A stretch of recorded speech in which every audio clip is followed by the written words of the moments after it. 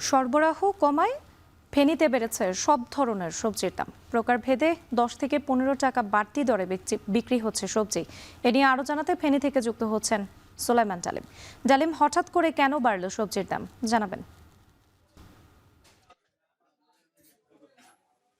সামনে বাজারের যে পরিস্থিতি সেটি আমরা গত সপ্তাহে যেটি দেখেছি, এই সপ্তাহে এসে আমরা দেখছি যে প্রতি কেজি সবজি দেখেছি আমরা 10 থেকে 15 টাকা বেড়েছে। যার কারণ হিসেবে যারা ব্যবসায়ী রয়েছেন তারা বলছেন বাজারে সবজির যে সরবরাহ সেটি কমেছে। এর কারণ হিসেবে তারা দেখছেন যে বাজারে যে তেলের সংকট রয়েছে সেই তেলের সংকটের কারণে কিন্তু দেশের বিভিন্ন প্রান্ত যেখানে সবজি উৎপাদন হয় সেখান থেকে সবজি মূলত ফেনীতে আসে।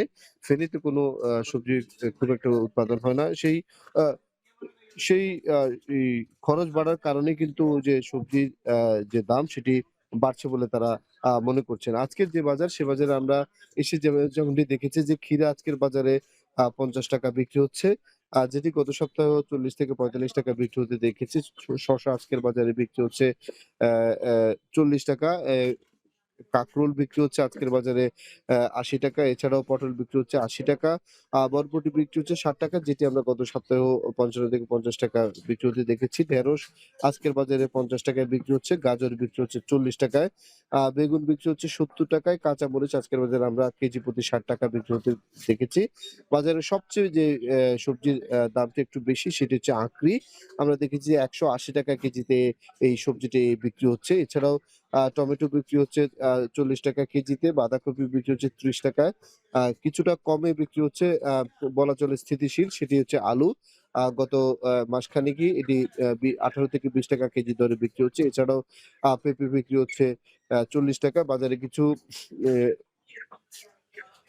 অন্যান্য যেসব কুমড়ো রয়েছে সেগুলোও বিক্রি হচ্ছে। আমরা দেখেছি যে কুমড়ো জালি কুমড়ো যেগুলো সেগুলো ৳৫০ বিক্রি হচ্ছে। এছাড়াও লাউ প্রতি পিস ৳৬০ থেকে ৳৭০ মধ্যে বিক্রি হচ্ছে। কথা বলেছি আমরা বিক্রেতাদের সাথে। বিক্রেতারা বলছেন যে জ্বালানির যে সংকট, ডিজেলের যে সংকট সেটির কারণে কিন্তু দেশের বিভিন্ন প্রান্ত থেকে যে পরিবহন আসে সেই পরিবহনের খরচটা বেড়েছে। যার যে এ এ প্রতি এ ফলশ্রুতি সেটি কিন্তু বাজারে পড়েছে। যার কারণে কিন্তু আ দামটা বেড়েছে। বাজারে আসা যেসব ক্রেতা রয়েছে তাদের মধ্য থেকে আমরা আ মিশ্র প্রতিক্রিয়া মিশ্র প্রতিক্রিয়া দেখেছি।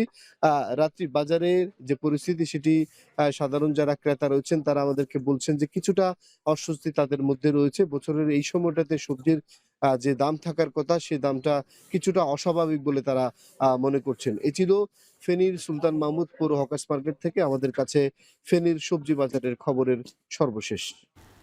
ফেনীতে বেড়েছে সব ধরনের সবজির দাম। এ নিয়ে বিস্তারিত জানাতে আমাদের সঙ্গে যুক্ত ছিলেন সুলাইমান জালিম।